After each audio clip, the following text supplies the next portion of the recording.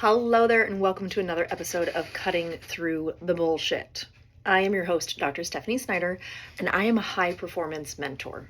Through my unique blend of strategy, mindset, and intuition, I help men and women to cut through the BS in order to create the life and business they desire. So today we're going to talk about the number one reason why we don't create the thing that we want, why we don't ever achieve it. And I know on these podcast episodes I talk about belief a lot, but this is even before that. And a lot of us don't actually do this. We think we have, but we actually never do. Not to the level in which it's needed. And what I'm talking about is our decision. So yes, we can sit there and go, yeah, you know what, I did commit to do this, or I committed to do that, but deciding is this type of deciding is a very different level than just saying, yes, I'm going to do that thing.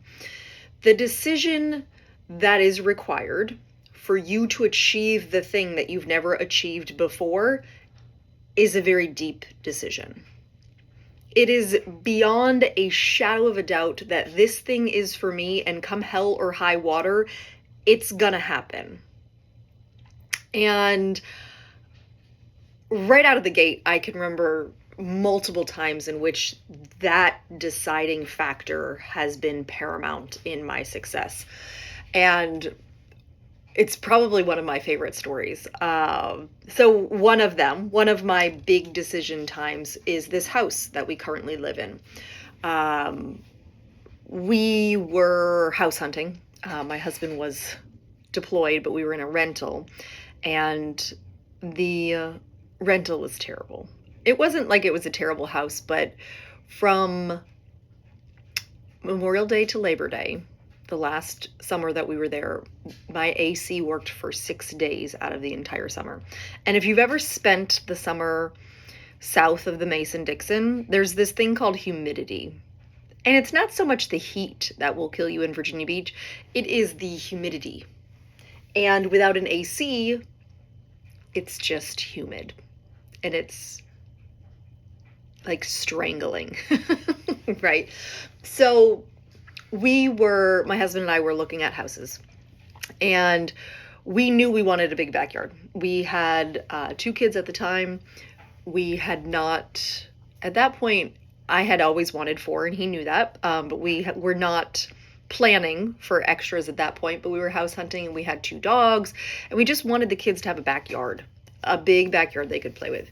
We also wanted a decent size house, and we probably looked at, it felt like 100 houses. I mean, we looked at a lot online, but physically saw probably 40 to 50 houses. And every house we saw was a big backyard and a tiny house, or a big house and a tiny backyard. There was nothing that was even in the realm of like a possibility. It was a compromise. It was going to have to be a major compromise for both of us. And so I remember he was getting ready to leave for a 3-week trip. I think he was in Florida. And it was a Friday night. And he pulled up this house and he goes, oh, this is a really cute house. Look at this yard, decent size house, just needed a little TLC kind of a thing. He was like, but it's already under contract. And I was like, yeah, that sucks, right? I looked at it, didn't think too much of it. Well, then the next night, I'm laying in bed, can't sleep, and I pull up the house again, and I look at it. I was like, you know what? I'm just going to have our realtor double check.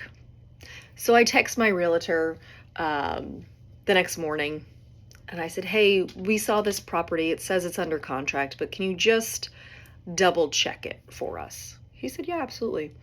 So he calls me back about 15 minutes later. He said, interesting story.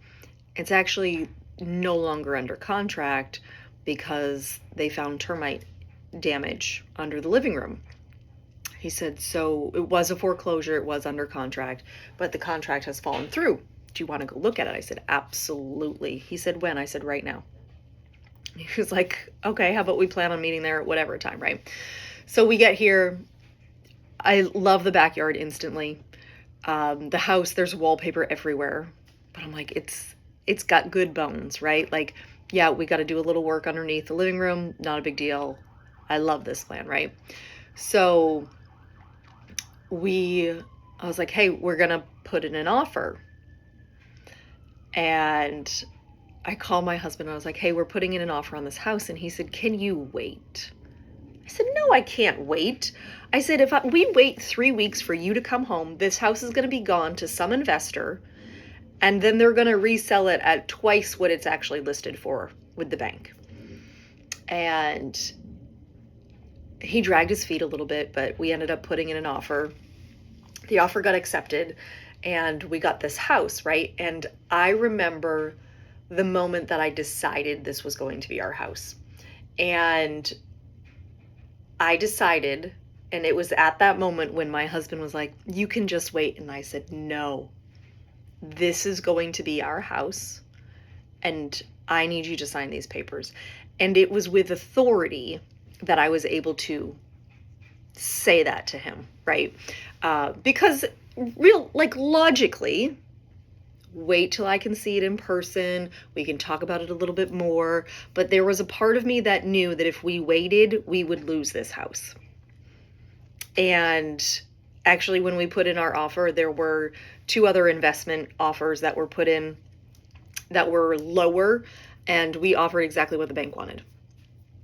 And the investors had offered lower, obviously.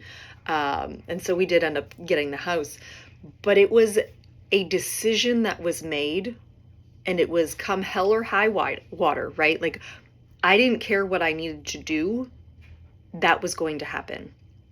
And it happened when I was working on my Ph.D.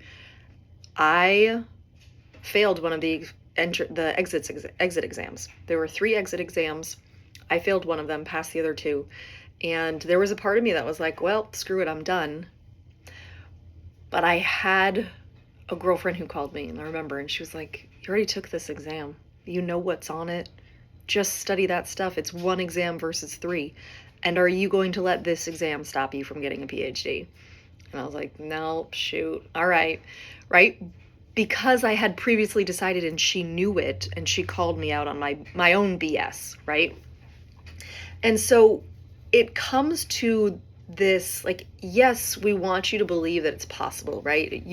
You'll struggle to create success if you don't ever believe that it's actually possible for you. But you actually have to decide even before that. You've got to decide that this is the thing that you want, and you're gonna go after it. You're gonna achieve it at all costs, right? And it's that idea of this is plan A, there's no other plan. And it shows up over and over and over and over and over again, where people will say, how did you achieve it? Well, I decided. It's the very first thing that they do. They decide it. They don't sit on the fence and go, well, I'm going to do this thing, but I'm going to give it 60 days to see if it works. And if it doesn't work, I'm out. Right? It is an all or nothing kind of a thing. And that can be really scary for people. But I remember when I first started my business, I had my PhD, and initially I wanted to be a faculty member. I wanted to work in higher education. And then as the babies came into my life, babies 3 and 4, I realized I don't actually love the idea of working full-time in higher ed. And when I started my business, I decided that was going to be for me. And I decided it because it fit more aligned with what it was that I actually wanted, the flexibility and the freedom to be able to raise my babies and make a great income, right? And so the number one reason why things don't generally work out for us is because we haven't fully committed to the thing. We're still sitting on the fence to just kind of see if it works. we've only kind of dipped our toe in because we're not entirely sure if this thing's going to work out for us. And so we don't want to commit and have it not work out. But here's the thing. If you decide that something is for you and you go all in on that decision, it's going to happen. It's just a matter of when, not if. It's a matter of when. And so, are you willing to go all in on that thing that you want? It's scary for some people because that means that they've got to make their reasons way bigger than their excuses. And it can be terrifying.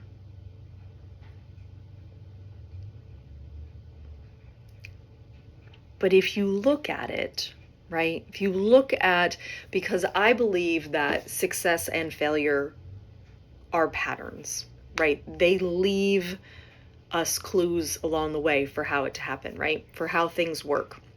And so we can look at the clues that led to failure and we can look at the clues that led to success.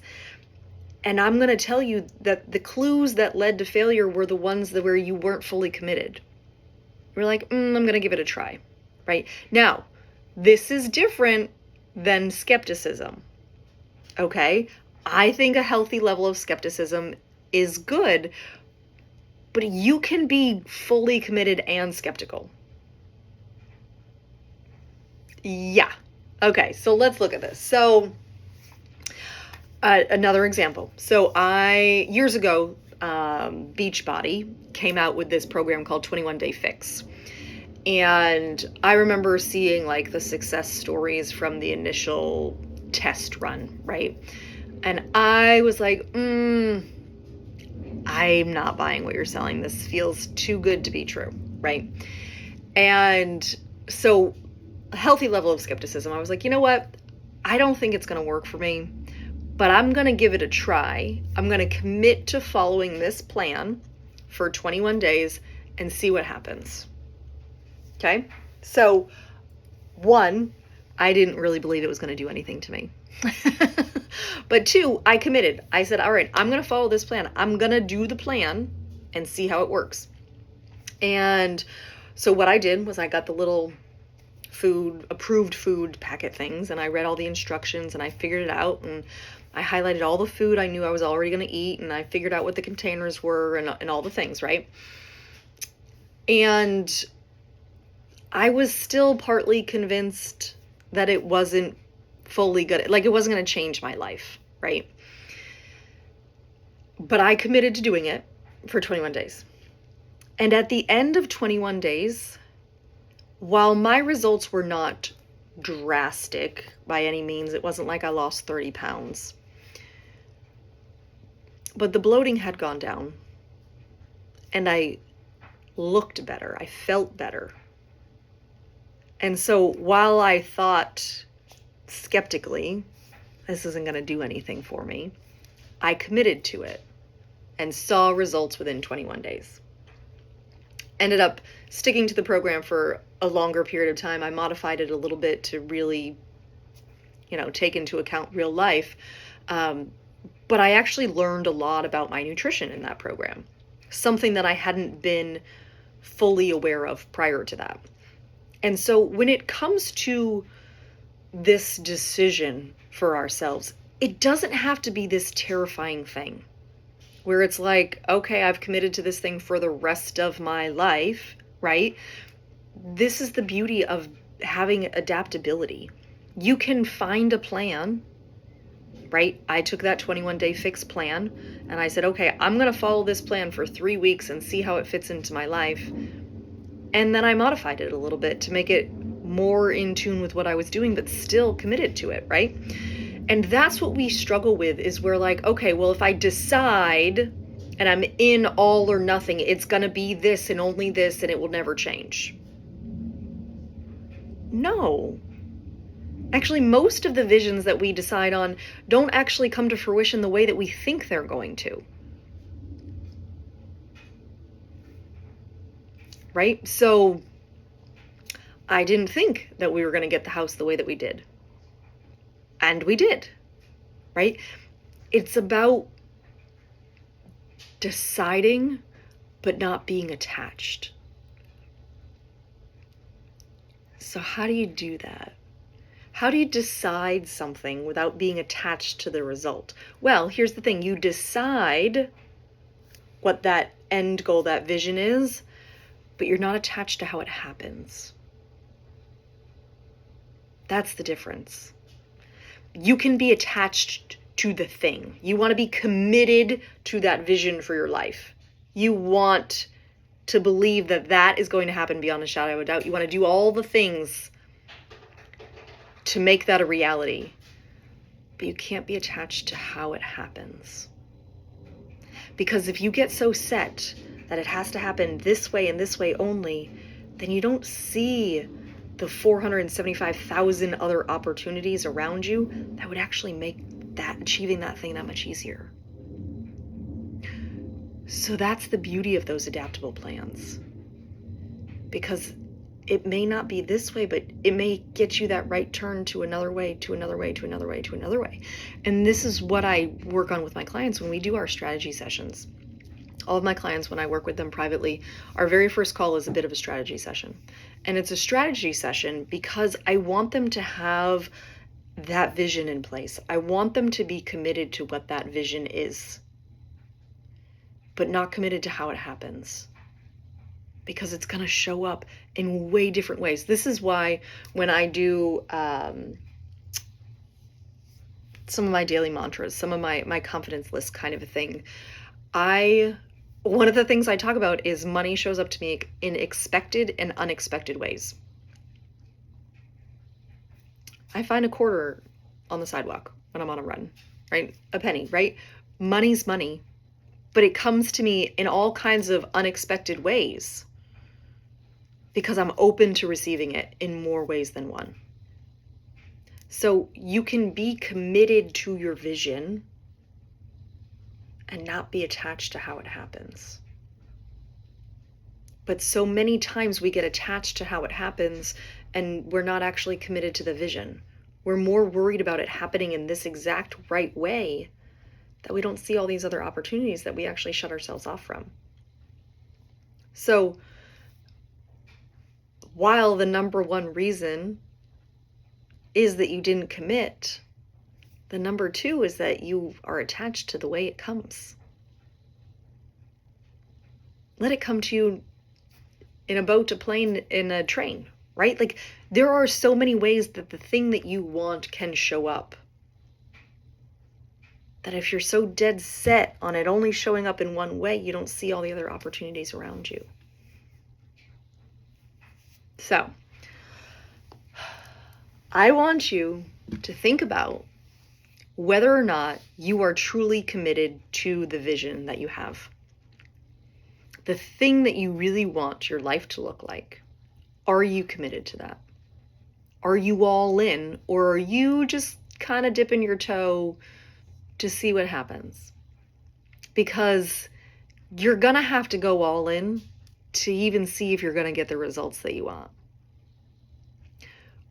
But I promise that if you invest in yourself and you go all in for you, you will change your life.